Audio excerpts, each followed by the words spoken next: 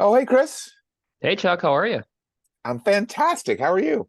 I'm good. It is humid out there. This this weather is tough.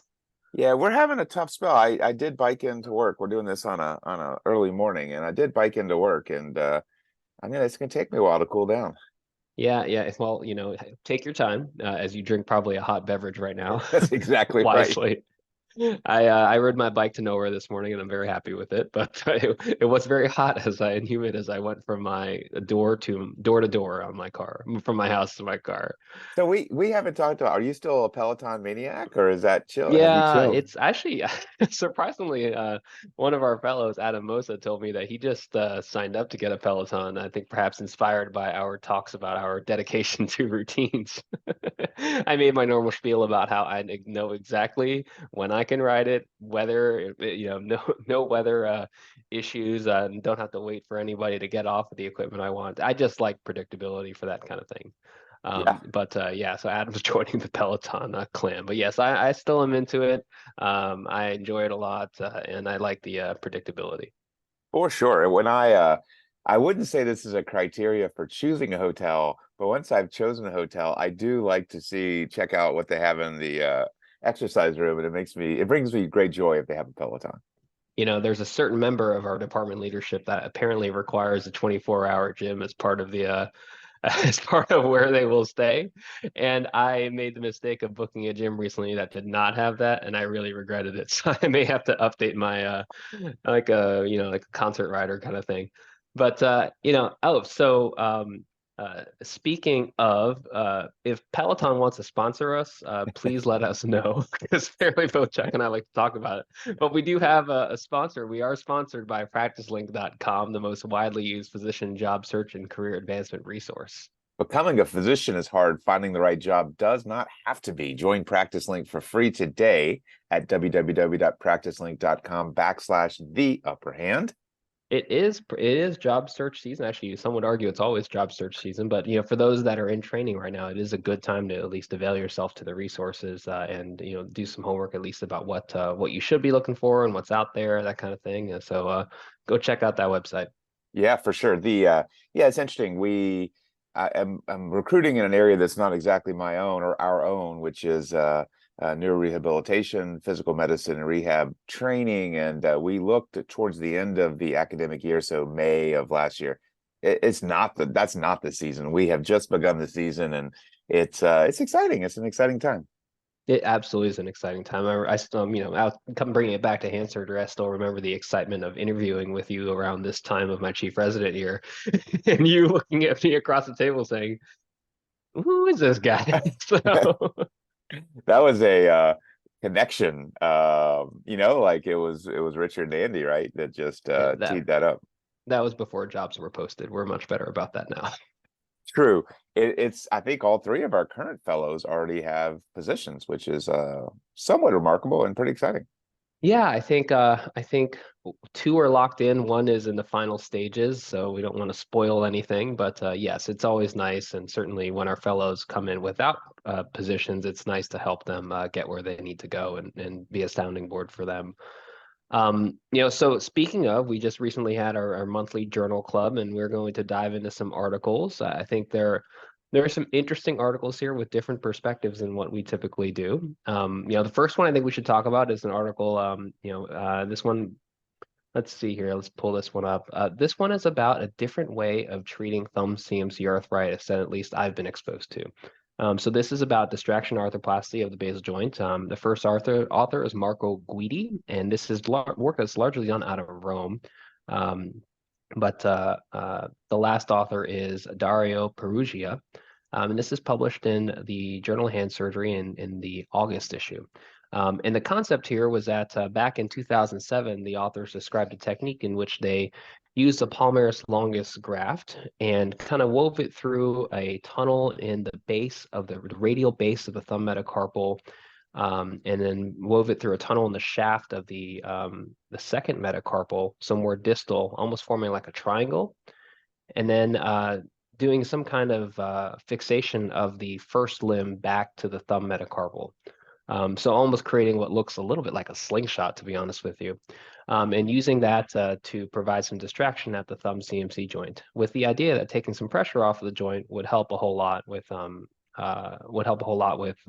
pain. So for early stage 1, stage 2 on the Eaton classification, thumb CMC arthritis. Have you ever seen this before, Chuck? I have not. Is my screen share working for those on YouTube? I see it working, and Okay. oddly enough, I just had the same screen up on my computer, so I didn't realize I didn't need to see it. Well, no, I have not seen this technique, and it makes obviously a great deal of sense. Because one of the things we worry about, maybe we over worry about, but one of the things we worry about is proximal migration of the thumb, right? And we measure that, and we've done some recent studies using the CMC, and this theoretically prevents that. I would worry a little bit about if you over Over distract, tightening the vector. the vector would change, and doesn't seem to have been a problem, but that's one thing I think you have to be careful of, likely. Yeah, I think it's interesting. I mean, so this, for the early thumb CMC patient, I guess once you've exhausted conservative measures, working with our colleagues in hand therapy, perhaps steroid injections, um, for the radiographically early, I should say, patient, um, what's the role, before we dive into the article, do you have a role for, a metacarpal osteotomy? That's kind of the textbook answer. And then the new and cool thing is to do a little really small scope. I won't say the name of the manufacturer, but a really small scope and putting it in the CMC joint. Something that I've never done because it's just not something I'm interested in. I've talked about doing osteotomies, never actually done one. And, recently in our journal club, our chief of service, Ryan Calfee, said that in 15 years, he's only done 2. So what's your experience with the radiographically early CMC or patient? Yeah, it is a really interesting topic because this is one of those situations where there's a lot of talk about the very early arthritic patient and what do you do about it, and everyone loves this concept of the osteotomy, including myself. But like Ryan, I've done very few. I would say my algorithm goes like this: if patients have temporary improvement from corticosteroid injection and are looking for a longer term answer, I actually start with the scope, which is typically a 1.9 or a 2.0 scope, understand what's going on, what the pattern of arthritis is, and then perhaps at that same surgery, you can simplistically do an osteotomy with pinning. And it makes it very easy. It's not a big deal at all. So that's my algorithm, but I've only done a handful of those because I just don't see that patient. Right. So I mean, and, for completeness sake, and discussion, what's the exact point of the osteotomy? Are you trying to offload specific areas of the basal joint? And have you had success with, seeing that pressure being taken off, like perhaps the kissing lesion, or is that better addressed with the scope? Well, the scope doesn't, all the scope allows you to do is to breed synovitis, smooth arthritis, and unless you really are aggressive and you want to actually do a hemi resection, it doesn't allow you to do that much. So if there is a pattern of arthritis that's localized dorsally, then if you change the angle of the base of the thumb metacarpal, you change the loading patterns. And so that's it. Very simplistic, and therefore, simple's good. And so simple approach to what ends up being a complicated problem. But if you have that dorsal subluxation, the metacarpal, the arthritis can be relatively predictable early. So, it's also simple. Trapeziectomy? Denervation. Oh God. Which was brought up was a very interesting discussion yesterday. One of the things I love about our journal club and our faculty is that we're not afraid to disagree. And I think that one of our partners and I had a healthy discussion, as much as one could have at 6 in the morning, about denervation as an option. And fortunately, Ryan Calfee came to support me on this one, because I think there is an emerging body of evidence that in the right patient population with appropriate expectations and counseling, that is a surgery that can provide some temporary, perhaps symptomatic relief when a patient isn't ready to go through the rehab for a standard, at least what we would consider standard trapeziectomy and suspension of some kind of sort, because that surgery takes a while to get over. Yeah, you and I have been criticized for not disagreeing on this podcast, but I don't necessarily disagree with you. It's not something I am going to do, but if you or someone feels comfortable with the identification of the appropriate nerves, there's literature to support you, which we feel strongly about in this division, to make sure that we're not going to go do things that don't have the right support. there is literature to support it. And in the right patient, I do agree with you that it makes sense, but it's not going to be for all of us. I'm not a denervation fan anywhere. So I'm not going to add that necessarily to my treatment algorithm. But I tell you what, in the right patient, I will send them to you for that surgery. Well, thank you. I appreciate that. Well, I mean, I think that, if the OG listeners will understand that our thoughts on denervation, at least mine, have evolved over time. I remember on this podcast talking about how I wasn't a fan of it for the wrist. And I'm not trying to be an early adopter. I don't want to be the first one to do this. I want to see the literature and understand it a bit more and, talk to people who've had experience with it. And I think it's an option. Just like yesterday, another great thing about our service is that we do a research meeting every month, and you reflected on your experience in crafting original literature around thumb CMC techniques, and how perhaps after looking critically at your own results and our group's results, perhaps you're going to change your practice. And I think that that is the best part about kind of people ask like, why do you do academics? And I think that that's one of the reasons why is when you have a group of this nature that really pushes, research questions and tries to look at things critically, and then honestly, I think that you can, really influence practice for the better. Yeah, without going off on too much of a tangent, you are exactly right. It's impossible for us as surgeons, and I would say our therapy listeners would probably agree, your last patient has an undue impact on your recollection of success. And so the only way to understand results is to look at them carefully. And we should talk about that in another episode in depth, maybe, and we can use the CMC example and talk about what will or won't change with our protocol. But to bring this article to close, I think it's interesting. There is no perfect solution for the CMC. This is yet another option that we have. And this is pretty, there's good follow-up and good results. So it's absolutely got me thinking. Well, in standard academic blowhard fashion, we didn't actually talk about the article, but so just to summarize it, I think they had 15 patients with impressively 10-year follow-up. And they had a couple of patients who had radiographic progression of disease. They didn't report any reoperations. The paper itself is impressive because of 10-year follow-up. It obviously has some shortcomings with regards to assessing patients further on and some biases in how they were assessed. But I think in terms of not only proof of concept in short term, but seeing some long-term results, it's interesting. I can't say there was some modification to the surgical technique, which I'd love to, talk to the authors about at some point about, why they evolved towards that and really get a sense of, their experience. Their rehab protocol is a little bit different than ours in terms of they are a little more liberal and they move patients a little bit earlier than what we do for at least an FCR suspension. So I think there are some differences that might be contributing here. And clearly there's going to be some bias in the patients who decided to follow up, probably towards, more supportive results. So I think I agree with you entirely. This is a nice article to read. It kind of makes you examine your own practice preferences for thumb CMC arthritis from the surgical perspective. Yeah, great summary. And to give you joy, let's talk about two other articles that are both nerve-based. And they're both super interesting. You want to do the carpal tunnel one first?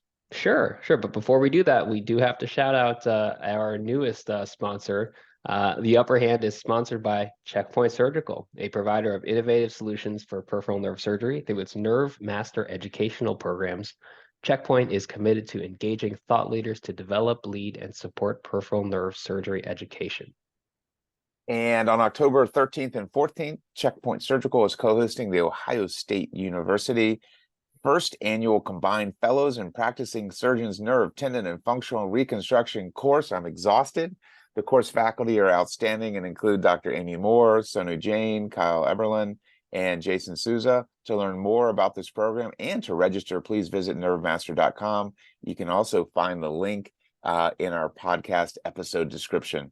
Checkpoint Surgical is driving innovation in nerve surgery. Wow. Wow, you read that copy really well. You sound like you could be like Guy Raz, just like you get you on some more podcasts. I feel like people are gonna steal you away and start having you pitch things like soda pop and whatnot. Well, for sure. I'm holding people off right now as we speak. That soothing radio voice of Chuck Goldfarb. No, that'll be a great course and outstanding faculty. And I think that it's a nice segue into our nerve article. So, I think the next article we're going to talk about is from the University of Rochester. The group did a really nice job examining their examining their experience with endoscopic versus open carpal tunnel at a single institution. The first author is Thomas Carroll. Senior author is Bilal Mahmood, and friend of the podcast, Warren Hammert, is the second to last author. This was in the August edition of JHS as well, the American version, just for those listening overseas. But they did a retrospective cohort study of patients who had either an endoscopic or open carpal tunnel release at their institution among a number of surgeons, almost all of whom were fellowship trained in hand surgery. Overall, it was 4,338 patients over the period of time that they examined.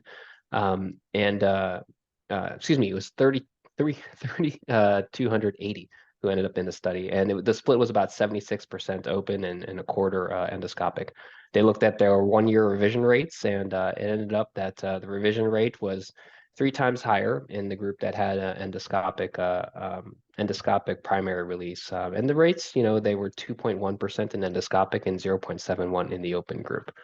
So Chuck, what's your initial thought about these rates of revision and perhaps how this fits into your how you think about surgical technique options? Yeah, well, I'll start by saying that's a lot of carpal tunnels. That's 6 years of carpal tunnels. So, we can do the math. What is that? A little less than 800, or maybe it's 700 a year from their group. I don't think we do anywhere near that in many carpal tunnels. Thank God for that. I don't want that practice. Easy. But there is something to learn. I mean, I think one of the principles of research is, do what look into what you do and better understand what you do. And so this is a great look. I think I will echo the basic sentiments of our group, which is, wow, I think we were surprised with a rate of revision for the open of 0.71 and 2.08 for the endoscopic. We all kind of had the same reaction. I don't remember the last time that I did a revision of a carpal tunnel that we had done ourselves at an average of 143 days. And so it's just interesting. Again, not questioning the authors. In fact, I think it's good information to have out there, but it's one of those things where, am I remembering correctly, or is this number really high? Well, I mean, I think that there are some, analogous things about this group with ours in terms of, a group of surgeons, probably around 6 to 8 surgeons, at a single academic center that is probably doing their own revisions if it were to come up. So the numbers, I think, are, although, our chest thumping thing as surgeons is to say, well, my rate's lower than that. If we took a critical look at ours, it probably would be somewhat similar. Although I agree with you, I don't know the last time, knock on wood. Gonna go knock on wood real quick. And I've had to revise my own. I literally don't want to jinx a good thing, but it does help me get a rate to give patients, which, I probably would have quoted, just easier to say less than 1%. So I think that's helpful. And this is surgeons that are revising people. They're doing revisions that were originally primary was done in their group. So if somebody left, and had a revision somewhere else outside of the university system, I don't think they were counted. I think the group generally thought, our group, thought the rate was high, but, one of our faculty said, well, you know what, it probably is about right. And, and for context, there was an admin data study that was done by one of our former fellows, Lauren Wessel, when she was at HSS, and had a much higher revision rate, closer to 5%. Using admin data. Now, anybody that's done any of those big data studies knows that there's a lot of flaws in that kind of data. So I think that this study provides probably a more realistic number, which is helpful. Yeah, my takeaways are, this is something to talk to our patients about. There is a risk of needing a revision carpal tunnel within the first year.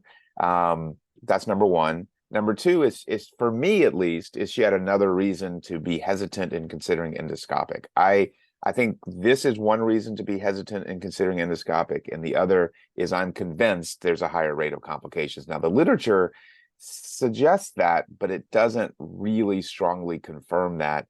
And I guess I would say in the medical legal world, it's clear that endoscopic has a higher complication rate. So I think both of those things, but I applaud the authors for sharing this information. I think it's interesting information and something that I will think a lot about. Right. And I think it's honest reporting, which I think is really helpful. You talk about rates of issues after surgeries. I think that there's a lot of bias in what folks will publish and what they won't. So I think that it's helpful to see something that appears to be a very honest reporting structure. And I think that in terms of endoscopic, I think there are many, many, many surgeons who perform endoscopic very well and very safely. And I think that, that's one thing to consider.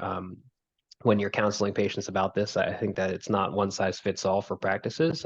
It's just not something that I'm personally comfortable doing. I've had some experience with other techniques, and I still kind of my go-to is an open carpal tunnel release, or I guess quote a mini open, for that reason. Yeah, I think that's well said, and it's good. Thank you for saying what you said, which is that there are plenty of surgeons out there who do 100% endoscopic. They're really talented at it. They do it quickly, they do it safely, and I'm certainly not arguing against that. But for me personally, I've done the endoscopic route.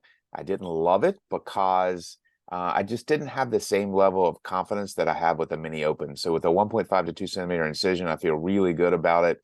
I can see everything. I feel very safe. Knock on wood, I've never had a significant complication, and I hope it continues that way. So anyways, let's pivot to our last one. Yeah. Well, before we pivot, there was one interesting point that was brought up, I think, in by one of our partners during Journal Club about how, perhaps there's a bit of a bias towards revising an endoscopic, because of the reputation that it has in the literature about potentially having a higher incomplete release rate. If there are some lingering symptoms, or even probably something like pillar pain or whatever that's hanging out for a longer time, there might be a lower threshold to revise to an open. And I don't think it would be reversed. You clearly wouldn't do an endoscopic after doing an open. So I think that probably is contributing to some of the higher rates. And I think it's fair to acknowledge that, not being somebody who does endoscopic, but I think it's important given that it is so frequently used throughout the US and probably elsewhere. Right, and that's totally fair, and that's absolutely accurate, because I think, again, the person who does 300 endoscopies a year probably feels pretty darn confident about their ability to obtain a complete release. If you're doing fewer than that, you can't have the same level of confidence as you have with open. Now, to be clear, you could be an open carpal tunnel surgeon and not do a complete release. Yep. But and certainly that is a risk. But I think those who are comfortable with that approach really appreciate the visualization that you get with an open.